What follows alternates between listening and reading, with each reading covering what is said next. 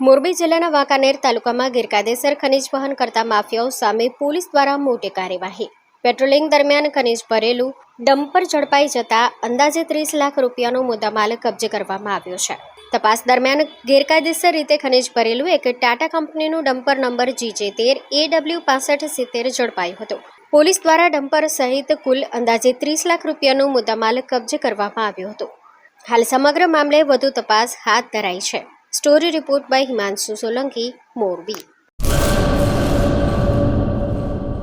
Admission open.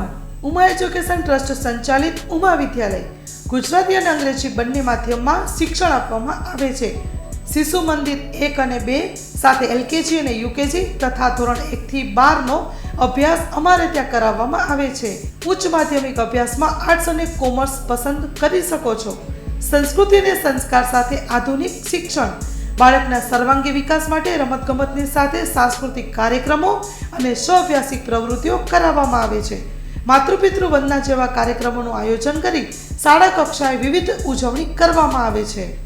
બહાર ગામથી આવતા વિદ્યાર્થીઓ માટે બસની વ્યવસ્થા આપવામાં આવે છે।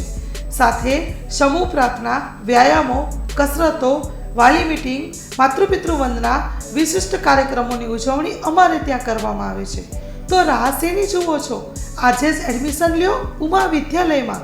અમારું સરનામું નોંધી લેશો, બેરુ રોડ, નખત્રાણા, કચ્છ।